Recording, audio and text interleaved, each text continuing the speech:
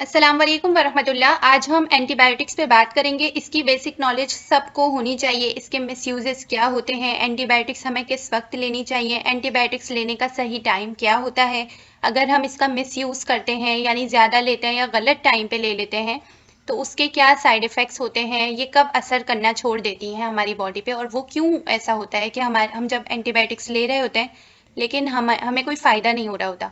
तो आज की वीडियो में हम ये सब चीज़ों को डिस्कस करेंगे। Antibiotics are chemical substances mostly use to fight infections caused by bacteria. Antibiotics असल में क्या होती हैं? ये ड्रग या मेडिसिन, दोनों नेम्स एक ही चीज़ के हैं when it comes to pharmacology. Antibiotics medicine होती हैं जो कि केमिकल सब्सटेंसेज हैं। ये केमिकल से बनी हुई होती हैं और ये फाइट करती हैं इन्फेक्शन से जो कि बैक्टीरिया ने कॉज किया होता है। लाइक हमारी बॉडी के अंदर कोई भी बैक्टीरिया है, जब वो इन्फेक्शन प्रोड्यूस करता है तो हम उसके अगेंस्ट एंटीबायोटिक्स लेते हैं। They treat infections by killing और decreasing the growth of bacteria. Antibiotic के दो फंक्शंस होते हैं। इसको मैं इस तरह समझाती हूँ कि हमारी बॉडी के अंदर बैक्टीरिया है जो इन्फेक्शन प्रोड्यूस कर रहे हैं। अब हम मेडिसिन लेंगे, यहाँ पर हम एंटीबायोटिक्स लेंगे अगर हमारा इन्फेक्शन ज़्यादा है, सिवियर हो रहा है, तो हम एंटीबायोटिक्स लेंगे। अब एंटीबायोटिक क्या करेंगी कि उसके दो फंक्शन होते हैं। कुछ एंटीबायोटिक्स होती हैं जो किल करती हैं, कुछ होती हैं जो इनहिबिट करती हैं। ये कैसे करेंगी कि जब हमने एंटीबायोटिक ली तो जो किलिंग वाले फंक्शन वाली एंटीबायोटिक होंगी वो बॉडी के सारे बैक्टीरियाज को किल करने का काम करेंगी, यानी जो बैक्टीरिया पहले से मौजूद हैं उनको किल कर देगी। और डिक्रीजिंग द ग्रोथ में क्या होता है कि वो जो बैक्टीरिया पहले से प्रेजेंट है उनको तो कुछ नहीं करेगी, लेकिन वो जो बैक्टीरिया अब न्यू बैक्टीरिया प्रोड्यूस कर रहे हैं उनकी ग्रोथ को रोक देगी। यानी अब न्यू बैक्टीरिया हमारी बॉडी में प्रोड्यूस नहीं हो सकेंगे। जो पुराने हैं वो तो हैं, लेकिन उनसे जो न्यू और ज़्यादा पैदा हो रहे हैं और सिवियरिटी बढ़ रही है हमारी इन्फेक्शन की, वो रुक जाएगी। तो एंटीबायोटिक्स के दो फंक्शन होते हैं। किलिंग वाले फंक्शन को कहते हैं बैक्टीरियोसाइडल इन्फेक्शंस, और जो इनहिबिट वाले होते हैं उसको कहते हैं बैक्टीरियोस्टैटिक। यानी कुछ एंटीबायोटिक्स बैक्टीरियोस्टैटिक होती हैं और कुछ साइडल होती हैं और कुछ दोनों होती हैं। इसको हम थोड़ा आगे चल के डिटेल में डिस्कस करते हैं। These can be produced naturally by microorganisms or can be derived by microorganisms in laboratory or synthesized in labs। ये एंटीबायोटिक्स कैसे बनती हैं? जो हम मेडिसिन ले रहे होते हैं एंटीबायोटिक्स, वो कैसे बनती है? या तो वो नेचुरली प्रोड्यूस होती हैं बैक्टीरिया या फंजाई से, या उसके अलावा उनको सिंथेसाइज कर लेते हैं लैब्स के अंदर। Antibiotics use to treat only bacterial infection but they can treat viral और फंगल इन्फेक्शंस। यूजुअली हम इसका मिसयूज क्या करते हैं कि अभी जो वायरल इन्फेक्शन चल रहे हैं हवा में, हम क्या करते हैं कि हमें वायरल इन्फेक्शन होता है, रेस्पिरेटरी ट्रैक्ट का इन्फेक्शन होता है, खांसी, नज़ला, कफ, फ्लू, फीवर कुछ भी हो रहा होता है, हम एंटीबायोटिक्स लेना पसंद कर रहे होते हैं। जबकि वायरल इन्फेक्शन होता है उसमें हमें नहीं लेनी चाहिए। जब बैक्टीरियल इन्फेक्शन होता है हमें एंटीबायोटिक्स का यूज़ जब करना चाहिए। Some of the antibiotics are bacteriostatic. ये जो मैंने आपको स्टार्ट में बताया कि कुछ एंटीबायोटिक्स होती हैं बैक्टीरियोस्टैटिक और कुछ होती हैं बैक्टीरियोसाइडल। जो बैक्टीरियोस्टैटिक होती हैं वो बैक्टीरिया की ग्रोथ को रोकती हैं और जो बैक्टीरियोसाइडल होती हैं वो बैक्टीरिया को किल कर देती हैं। अब हम लोग सोच रहे होंगे कि हम बैक्टीरिया किलिंग वाली एंटीबायोटिक्स ले लिया करें, जिससे क्या हो कि हमारे जो भी जितने भी हमारी बॉडी के अंदर बैक्टीरिया है वो किल हो जाए और हमारे इन्फेक्शन फटाफट खत्म हो जाए। हम बैक्टीरियोस्टैटिक की तरफ क्यों जाएं? जो ग्रोथ को इनहिबिट करेगी, यानी जो पहले से बैक्टीरिया मौजूद है वो तो रहेंगे, तो वो तो इन्फेक्शन प्रोड्यूस करेंगे, लेकिन उनसे जो दूसरे बन रहे थे वो नहीं बनेंगे, तो हम तो बैक्टीरियोसाइडल की तरफ जाएंगे। तो आजकल लोग यही कर रहे हैं कि वो बैक्टीरियोसाइडल एंटीबायोटिक्स लेना पसंद कर रहे होते हैं, जिससे क्या होता है कि बैक्टीरिया किलिंग होती है, लेकिन हम लोग ये नहीं देखते कि हमारे नॉर्मल जो बॉडी में अच्छे बैक्टीरियाज हैं जो हमारे लिए हैं, गट में जो हमारे इंटेस्टाइन में प्रेजेंट होते हैं बैक्टीरिया, नॉर्मल फ्लोरा, जिनका हमारी बॉडी में बहुत इंपॉर्टेंट फंक्शन है। जैसे हम कुछ भी खाना खा रहे होते हैं उसके अंदर भी तो इतने माइक्रो ऑर्गेनिजम्स प्रेजेंट होते हैं ना, तो वो जो बेनिफिशियल है हमारी बैक्टीरिया हमारी बॉडी के लिए, इन एंटीबायोटिक से वो भी किल हो जाते हैं। तो हमें क्या करना चाहिए? बैक्टीरियोस्टैटिक की तरफ जाना चाहिए अगर हमारा इन्फेक्शन इतना ज़्यादा सिवियर नहीं है, ताकि क्या हो कि हमारी बॉडी की जो अच्छे बैक्टीरियाज हैं वो एटलीस्ट किल तो ना हो, उनका तो फंक्शन चलता रहे। तो ये बैक्टीरियासाइडल लेने से सारे बैक्टीरिया किल हो जाते हैं। दूसरी बात ये कि जितनी ज़्यादा सिवियरिटी होगी मेडिसिन की, जितना अच्छा जितने कम टाइम में वो इफेक्ट देगी, फिर उसके साइड इफेक्ट्स भी उस तरह से ज़्यादा होंगे। तो हमें बॉडी के इम्यून सिस्टम पे भी छोड़ना चाहिए कि हमारा इम्यून सिस्टम भी स्ट्रांग होता है, वो भी तो कुछ काम करे ना। हम लोग स्टैटिक से ग्रोथ रोक देंगे और हमारा इम्यून सिस्टम जो है, हमारे WBCs हैं जो इन्फेक्शन किलिंग है और दूसरा मैकेनिज्म, वो सब इन दूसरे बैक्टीरियाज को किल करेंगे। तो बैक्टीरियासाइडल के जहाँ फ़ायदे हैं वहाँ उसके नुकसानात भी हैं। हम लोग जो नॉर्मली यूज़ कर रहे होते हैं, रेस्पिरेटरी ट्रैक्ट के कुछ इन्फेक्शंस हो गए या कुछ भी हल्का सा भी हो गया तो हम लोग डायरेक्ट बैक्टीरियासाइडल की तरफ जाते हैं, तो वो नहीं करना चाहिए। दूसरा ये कि कुछ एंटीबायोटिक्स होती हैं जो सिर्फ बैक्टीरियासाइडल होती हैं, कुछ होती हैं जो सिर्फ बैक्टीरियोस्टैटिक होती हैं, जबकि कुछ एंटीबायोटिक्स ऐसी होती हैं जिनका दोनों काम कर रही होती हैं। लाइक वो आपकी ग्रोथ को भी रोक रही होती हैं फर्दर ग्रो होने से, और आपकी जो बैक्टीरिया प्रेजेंट है उनको भी किल कर रही होती हैं। तो मोस्टली एमसीक्यूज में आते हैं, जैसे 9 मैट्रिक स्टूडेंट्स हैं या इंटर टेस्ट में जो भी स्टूडेंट्स हैं, कॉम्प्रिहेंसिव टेस्ट में भी एमसीक्यूज आते रहते हैं कि बैक्टीरियोस्टैटिक का फंक्शन क्या होता है, किलिंग ऑफ बैक्टीरिया, इनहिबिटिंग और killing of bacteria, all of these, none of these. तो सही आंसर होता है बैक्टीरियोस्टैटिक का, कि वो इनहिबिट करती हैं ग्रोथ ऑफ बैक्टीरिया को, यानी आप फर्दर ग्रोथ होने से रोकती हैं। और बैक्टीरियोसाइडल का सही फंक्शन क्या होता है कि वो किलिंग द बैक्टीरिया, मतलब बैक्टीरिया को किल कर देती है। तो ये दोनों टर्म्स हमें याद रहनी चाहिए। The first beta lactam antibiotic penicillin was discovered by Alexander Fleming accidentally by mould. पहली जो एंटीबायोटिक थी वो पेनिसिलिन थी, वो अलेक्जेंडर फ्लेमिंग ने डिस्कवर की थी। और बीटा लैक्टम एंटीबायोटिक भी पेनिसिलिन का ही नाम है, क्योंकि पेनिसिलिन का जो केमिकल स्ट्रक्चर होता है, जब हम अगर इसको ड्रॉ करेंगे, इसकी डेप्थ में जाएंगे कि इसका स्ट्रक्चर क्या होता है, इसका केमिकल स्ट्रक्चर क्या होता है स्पेसिफिकली, तो उसके अंदर हमें एक बीटा लैक्टम रिंग मिलेगी। तो इसकी वजह से जो भी पेनिसिलिन जो है वो बीटा लैक्टम एंटीबायोटिक भी कहलाती है, क्योंकि इसके अंदर बीटा लैक्टम रिंग प्रेजेंट होती है। और इसका जब हम एंटीबायोटिक की अगर हम फार्माकोलॉजी की तरफ जाएं और इसकी डिटेल में स्टडी करें, तो हम देखते हैं कि बीटा लैक्टेमेज जो हमारे बैक्टीरिया हैं वो प्रोड्यूस कर देते हैं एंजाइम, जिसकी वजह से इनका काम बीटा लैक्टम एंटीबायोटिक का काम नहीं हो पाता, जो हमारा मिस यूज और रेजिस्टेंस जब एंटीबायोटिक्स की हो जाती है, जिसको हम थोड़ा आगे चल के पढ़ते हैं अभी कि बीटा लैक्टम की एंटीबायोटिक रेजिस्टेंस क्या होती है। तो उसमें क्या होता है कि पेनिसिलिन जो है, जो एंटीबायोटिक है, तो ये जब काम कर रही होती है तो ये बीटा लैक्टम एंटीबायोटिक है। तो बैक्टीरिया क्या करते हैं, जो हमारी बॉडी में इन्फेक्शन प्रोड्यूस कर रहे होते हैं, वो बीटा लैक्टेमेज एंजाइम अपने पास प्रोड्यूस कर लेते हैं, जो काम नहीं करने देता एंटीबायोटिक को। तो ये मोस्टली जब होता है जब हम लोग मिस यूज़ करने लगते हैं एंटीबायोटिक्स का, फजूल में काम नहीं है, जब भी इसको यूज़ करेंगे या फिर ज़्यादा यूज़ करेंगे, तो ये उन सूरत हाल में इस तरह होने लगता है। Was discovered by Fleming accidentally by mould. अब ये किस तरह, ये इसने सोचा नहीं था कि ये पेनिसिलिन को डिस्कवर करना चाह रहा है, या पेनिसिलिन को भी या कोई एंटीबायोटिक्स को डिस्कवरी का सोच रहा हो या करने का काम करने का सोचा हो, ऐसा कुछ नहीं था। एक्सीडेंटली मोल्ड होता है फंजाई, तो उससे प्रोड्यूस हुई थी। किस तरह हुई थी इसको हम नेक्स्ट में पढ़ते हैं। डिस्कवरी ऑफ एंटीबायोटिक्स को हम पढ़ते हैं कि किस तरह हुआ था। Sir Alexander Fleming credited with the discovery of penicillin. At the time, Fleming was experimenting with the influenza virus in the laboratory. ये जो साइंटिस्ट थे अलेक्जेंडर फ्लेमिंग, इनको केयरलेस लैब टेक्नीशियन भी कहा जाता है, क्योंकि ये केयरलेस थे बहुत ज़्यादा। जब हम लेबॉर्ट्री में काम कर रहे होते हैं या किसी चीज़ पे रिसर्च के लिए काम कर रहे होते हैं, तो वहाँ पर सफाई का बहुत ज़्यादा ख्याल रखा जा रहा होता है, SOPs को फॉलो किया जा रहा होता है, लैब की स्टैंडर्ड ऑपरेटिंग प्रोसीजर्स, ठीक है, कि किस तरह लैब में इंटर होना है, लैब में सफाई का खास ख्याल रखना होता है, माइक्रो ऑर्गेनिजम्स कोई ना हो हवा में, और हमारी एयर जो है वो क्लीन होनी चाहिए, सारे डोर्स बंद होते हैं, बहुत सारी चीज़ें होती हैं, डोर्स विंडोज सब कुछ बंद होता है, और एयर कंडीशनर भी होता है, अगर जिस तरह का जो टेम्परेचर रखना होता है, सब कुछ मेंटेन करना पड़ता है पहले। तो ये केयरलेस लैब टेक्नीशियन थे, ये लेबॉर्ट्री में जिसमें काम कर रहे थे, इन्फ्लुएंजा वायरस के ऊपर काम कर रहे थे। और इनकी डिस्कवरी पेनिसिलिन के किस तरह हुई थी उसको हम नेक्स्ट में पढ़ते हैं। Often described as a careless lab technician, Fleming return from a 2-week vacation to find that a mould had developed on an accidentally contaminated staphylococcus culture plate. ये जब 2 weeks की वेकेशन पे गए, जब वहां से वापस आए, तो इन्होंने क्या देखा, जाने से पहले इन्होंने कल्चर एक प्लेट बनाई थी स्टेफिलोकोकस बैक्टीरिया की ग्रोथ के लिए।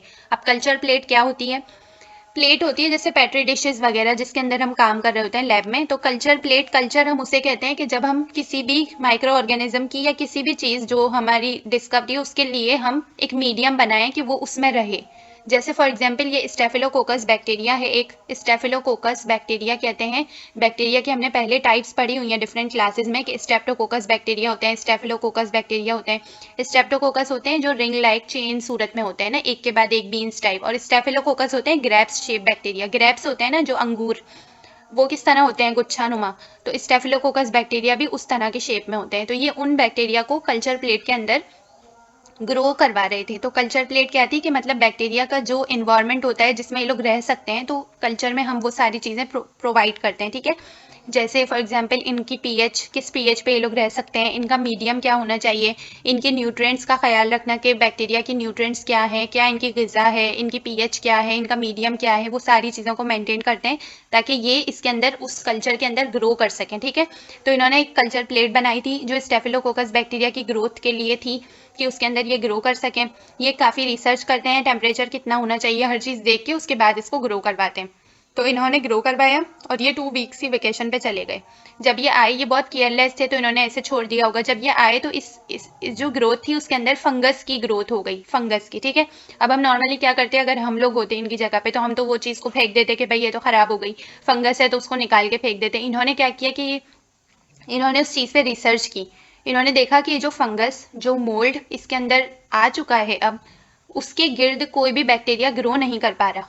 तो इन्होंने इस चीज़ को काफ़ी स्टडी किया और फिर उस फंगस को नाम दे दिया एंटीबायोटिक का, पेनिसिलिन का। इन्होंने बोला कि जब ये फंगस है, अगर हम इसको लेंगे एज अ मेडिसिन, हम इसको प्रिपेयर करेंगे पूरा, और जब हम इसको लेंगे एज अ मेडिसिन तो ये अपने गिर्द बॉडी में बैक्टीरिया की ग्रोथ नहीं होने देगा। ठीक है, तो इन्होंने प्लेट में देखा कि जब जहाँ फंगस था उसके इर्द गिर्द बैक्टीरिया की ग्रोथ नहीं हो पा रही थी, बैक्टीरिया की ग्रोथ इनहिबिट हो गई थी, बैक्टीरिया ग्रो नहीं कर पा रहा था। तो उन्होंने इसको कंक्लूड किया, upon examination of the mould, mould मतलब fungus, he notice that the culture prevented the growth of staphylococci. इन्होंने देखा कि जो कल्चर है उसके अंदर जो बैक्टीरिया की ग्रो ये करवा रहे थे वो नहीं हो पा रही, and this accident led the discovery of antibiotic name penicillin. और जो नहीं कर पा रही थी उसकी वजह क्या थी कि फंगस की ग्रोथ हो गई थी। तो अब उसकी वजह से इन्होंने क्या कहा कि उस फंगस को नाम दे दिया एंटीबायोटिक का, और आज हम नेम्ड पेनिसिलिन के नाम से एंटीबायोटिक्स को यूज़ कर रहे होते हैं। तो वो यही इस तरह इसकी डिस्कवरी हुई थी। अब हम जब इन एंटीबायोटिक्स को लेते हैं तो हमारी बॉडी के अंदर भी जिस तरह बैक्टीरिया होते हैं ना, तो बैक्टीरिया को ये एंटीबायोटिक्स किल करती है या इनहिबिट। दो फंक्शंस मैंने आपको पहले बताए कि बैक्टीरियोस्टैटिक या बैक्टीरियोसाइडल। तो ये अपना फंक्शन परफॉर्म करती है और फिर इस तरह से हमारी बॉडी में एंटीबायोटिक्स की ग्रोथ, बैक्टीरिया की ग्रोथ को रोकती है। मिस यूजेस ऑफ एंटीबायोटिक्स, अगर हम एंटीबायोटिक का मिस यूज़ करेंगे, यानी या तो टाइम पे नहीं लेंगे, जैसे इसका कोर्स है 3 दिन का, अब हमने 1 दिन ली फिर छोड़ दी, हमें फ़ायदा हो गया तो हमने छोड़ दी, या फिर हमने 3 दिन लेनी है, हम इसको 12, 14, 15, 20 दिन लेते जा रहे हैं, या एक दफ़ा कोर्स कर लिया अब उसके बाद छोड़ देनी है, अब हम दोबारा 2 दिन के बाद वापस से कोर्स शुरू कर दें। तो इस तरह बहुत सारे मिसयूज लोग कर रहे होते हैं। तो उनके मिसयूजेस के साइड इफेक्ट्स क्या होते हैं? Antibiotics can cause side effects based on how they work. Antibiotics are prescribe for a particular infection but can harm to your normal flora which is beneficial for your body. मैंने आपको start में normal flora का बताया कि इसके side effects में ये आता है कि ये इन्फेक्शन को तो कर रही हैं, इन्फेक्शन तो हमारी बॉडी का ख़त्म कर रही है, लेकिन जो हमारे नॉर्मल फ्लोरा है बॉडी के अंदर उनको भी ख़त्म कर रही है, उनको भी मार रही है। नॉर्मल फ्लोरा हम कहते हैं उनको, उन बैक्टीरियाज को जो हमारी बॉडी में अच्छे इफेक्ट्स प्रोड्यूस करने के लिए नेचुरली तौर पे हमारी बॉडी के अंदर प्रेजेंट है। गट के अंदर जो बैक्टीरिया प्रेजेंट है, जैसे हम लोगों ने खाना खाया, अब उसके अंदर जो माइक्रो ऑर्गेनिजम्स है वो भी तो बॉडी में जा रहे हैं ना। कितनी सारी एक दिन के अंदर गंदी चीज़ें खा रहे होते हैं ना हम लोग, बाहर के फास्ट फूड्स खा रहे हैं और भी चीज़ें जिनके अंदर हवा में इतने सारे माइक्रो ऑर्गेनिजम्स प्रेजेंट हैं, तो वो सब चीज़ें हमारे फूड में जा रही हैं, हमारे फूड से हमारे जो है गट में जा रही हैं। तो वहाँ पर जो यूजफुल बैक्टीरिया मौजूद है वो उनको किल कर देते हैं, जिसकी वजह से हम रोज़ रोज़ बीमार नहीं होते।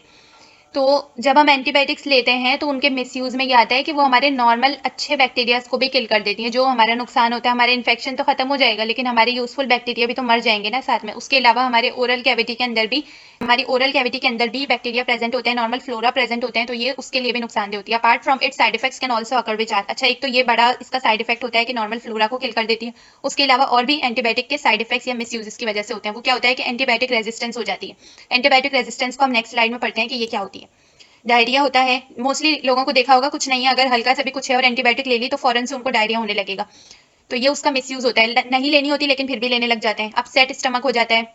Thrust which is a fungal infection can affect the mouth और डाइजेस्टिव ट्रैक्ट, जो मैंने बताया फंगल इन्फेक्शन हो जाता है।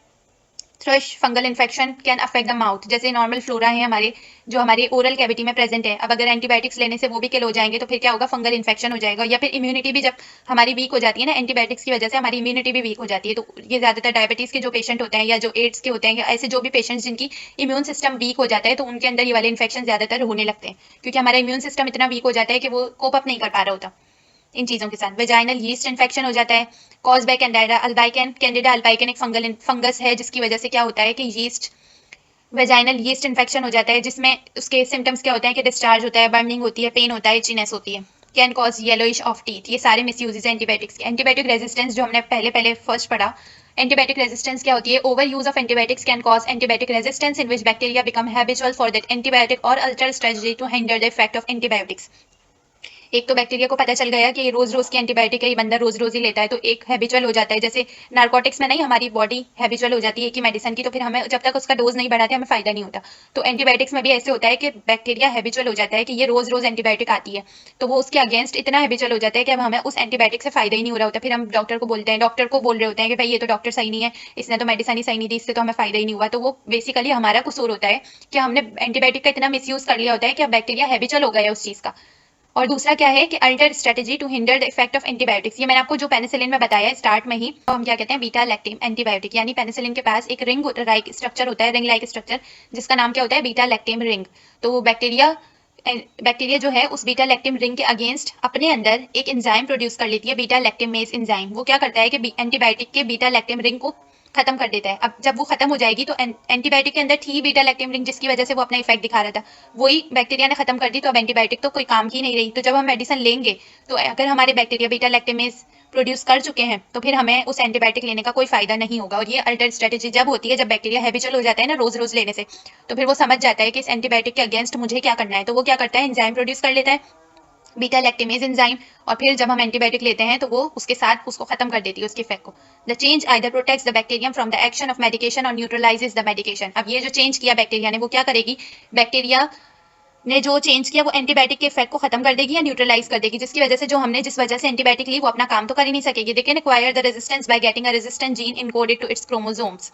बैक्टीरिया जो है एक दूसरे को भी गिफ्ट में ये चीज दे देते हैं। जैसे फॉर एग्जांपल प्लाज्मिड है, बैक्टीरिया के अंदर जो प्लाज्मिड है, ये उसको इन्फॉर्मेशन दे देंगे, सारे बैक्टीरिया को इन्फॉर्मेशन मिल जाएगी, एक के बाद एक में ट्रांसफर हो जाएगी ये इन्फॉर्मेशन कि भाई ये एंटीबायोटिक है और इसके अगेंस्ट ये होना है। तो एक बंदा अगर वो एंटीबायोटिक का सही यूज नहीं करता और उसका बैक्टीरिया फॉर एग्जाम्पल किसी और इंसान के अंदर चला गया, तो उस इंसान ने भी भले ली हो एंटीबायोटिक पहले कभी गलत या ना ली हो, उसके साथ भी यही होगा कि उसके जो बैक्टीरिया उनको भी पता है कि एंटीबायोटिक पे हमें काम नहीं करना है, तो उसको भी फायदा नहीं होता। तो ये इसलिए बोलते हैं कि एंटीबायोटिक रेजिस्टेंस की वजह से कि सही से एंटीबायोटिक का यूज करें, क्योंकि अगर एक बंदा गलत यूज कर रहा है और उसके बैक्टीरिया अगर रेजिस्टेंस हो गई इन्फेक्शन में, तो फिर वो उस वजह से जितने भी लोग बीमार होंगे सबके साथ यही मसला होगा कि उन सबको भी एंटीबायोटिक से फायदा नहीं होगा, क्योंकि एक के बैक्टीरिया को पता है तो बैक्टीरिया से बैक्टीरिया ये इन्फॉर्मेशन ट्रांसफर होने लगती है। तो ये था पार्ट 3 फार्माकोलॉजी चैप्टर का आज एंड हुआ। अगर आप कमेंट सेक्शन में बताएं कि आपको और वीडियोस इस तरह की चाहिए या नहीं, कोई क्वेश्चन हो तो वो आप पूछ सकते हैं। एक क्वेश्चन मेरे पास आया था कि फार्माकोलॉजी और फार्मेसी, फार्माकोलॉजिस्ट और फार्मासिस्ट में क्या फर्क होता है। जिसने लेक्चर पुराने मेरे देखे थे और किसी को कोई और चीज समझ में ना आई हो तो वो पूछ सकते हैं। तो इस क्वेश्चन का मैं आंसर दे देती हूँ कि फार्माकोलॉजी और फार्माकोलॉजिस्ट में क्या फर्क है। तो ये स्टूडेंट्स को कंफ्यूजन है जिसका मैं आंसर दे दूं। फार्माकोलॉजी मैंने पार्ट 1 में डिटेल में समझाया है, अगर आप लोगों को समझ में नहीं आया है तो उसको दोबारा से एक बार देखें तो आप लोगों को क्लियर हो जाएगा कि फार्माकोलॉजी क्या होता है। फार्माकोलॉजी होती है study of drug, it's effects, side effects, it's mode of action, इसको हम कहते हैं फार्माकोलॉजी। जो भी और फार्माकोलॉजिस्ट क्या होता है कि जो भी पर्सन इस सब को पढ़ता है, स्पेशलिस्ट करता है, स्पेशलाइजेशन करता है फार्माकोलॉजी के अंदर, उस पर्सन को कहते हैं फार्माकोलॉजिस्ट। ठीक है, जैसे फॉर एग्जाम्पल मैंने फार्माकोलॉजी पढ़ी है, मैंने उसमें स्पेशलाइजेशन की है, तो मुझे आप लोग क्या कहेंगे? फार्माकोलॉजिस्ट कहेंगे। और study of drug, it's effects and it's mode of action is pharmacology, and the person who is specialist in pharmacology is pharmacologist. Now pharmacy क्या होता है और फार्मासिस्ट क्या होता है? फार्मेसी और फार्मासिस्ट में भी यही है कि एक बंदा जो फार्मेसी पढ़ रहा है, फार्मेसी में स्पेशलाइजेशन है उसकी, उसके पास फार्मेसी की डिग्री है, तो उसको हम क्या कहेंगे? उस बंदे को हम कहेंगे फार्मासिस्ट, और उसने जो स्टडी की है वो क्या होगी? फार्मेसी। ठीक है, और फार्मेसी इटसेल्फ क्या होती है और फार्मेसी और फार्माकोलॉजी में क्या फर्क है? फार्मेसी कहते हैं science of discovering, producing, preparing, dispensing, reviewing, monitoring medications, aiming to ensure safe, effective, affordable use of medicine. Science of discovering, जैसे डिस्कवर करना, जैसे हमने इस वाले लेक्चर में पढ़ा कि पेनिसिलिन किस तरह डिस्कवर की थी? अलेक्जेंडर फ्लेमिंग ने। ठीक है, तो उन्होंने पहले डिस्कवरी की थी, तो डिस्कवरी करना, फिर उसको प्रोड्यूस करना, उसको प्रिपेयर करना, उसको डिस्पेंस करना, लोगों तक पहुंचाना। ठीक है, लोगों तक पहुंचना उस मेडिसिन का, फिर उसका रिव्यू करना कि जो लोगों तक पहुंची है मेडिसिन उसका क्या इफेक्ट था, उसका साइड इफेक्ट था, लोगों को उससे फायदा हुआ या नहीं हुआ, फिर उसकी मॉनिटरिंग करना मेडिकेशन की। एम हमारा ये होना चाहिए उस मेडिसिन को बनाते वक्त, और फिर इंश्योर करना जब मेडिसिन पेशेंट तक पहुंच गई, उसने ले ली वो मेडिसिन, तो उसके बाद इंश्योर करना कि वो सेफ थी मेडिसिन, उसका इफेक्टिव थी वो मेडिसिन, अफोर्डेबल थी, वो लोग ले सकते हैं, मतलब इजीली ले सकते हैं लोग, उनको कोई मसले तो नहीं हो रहे खा के, और वो प्राइस में भी ठीक हो। तो ये सारी चीजें जो होती हैं अफोर्डेबल यूजेस ऑफ मेडिसिन तक, हर चीज एक फार्मेसी जिसने पढ़ी होती है, एक फार्मासिस्ट जो होता है वो देख रहा होता है, वो पढ़ रहा होता है हर चीज को। ठीक है, तो उसको कहते हैं फार्मासिस्ट, और उस स्टडी को जो उसने की है उसे कहते हैं pharmacy. I hope now it's clear. और फार्मासिस्ट क्या होता है? हेल्थ प्रोफेशनल होता है who is specially qualified and trained in preparing and dispensing medicine. Simple, ठीक है। फॉर एग्जाम्पल मैं आपको ईजी करने के लिए यहाँ पे गंदम की मिसाल ले लेती हूँ कि गंदम के उगने से लेकर उसके रोटी बनती है, आटे से रोटी बनती है, ठीक है। उसके बाद कोई बंदा उसको लेता है, उसको खाता है, उसको क्या इफेक्ट होता है वहाँ बनने से लेकर, रॉ मटेरियल से लेकर उसके इफेक्ट तक जो बॉडी के अंदर जा रहा है, बॉडी के अंदर इफेक्ट हो रहा है, वहाँ तक की सारी स्टडी करने वाले को फार्मासिस्ट कहते हैं। ड्रग में ले लेते हैं, जैसे मेडिसिन में ले लेते हैं, जैसे अलेक्जेंडर फ्लेमिंग ने की कि स्टार्ट डिस्कवरी से लेकर उसका इफेक्ट प्रोड्यूस होने तक सारी स्टडी एक फार्मेसी की स्टडी होती है और उसे एक फार्मासिस्ट कहते हैं जो वो स्टडी कर लेता है। और फार्माकोलॉजी स्पेसिफिकली ड्रग की स्टडी होती है, ड्रग के यूजेस, ड्रग के साइड इफेक्ट्स, ड्रग का मोड ऑफ एक्शन, ये सारी चीज़ें फार्माकोलॉजी में आती हैं स्टडी में। और जो इसमें स्पेशलाइजेशन कर लेता है फार्माकोलॉजी में उसको फार्माकोलॉजिस्ट कहते हैं। अगर अभी आप लोगों को कोई क्वेश्चंस हैं तो कमेंट सेक्शन में पूछ सकते हैं। वीडियो पसंद आई हो तो लाइक एंड सब्सक्राइब शेयर कर अपने फ्रेंड्स के साथ भी शेयर करें। Thank you for watching.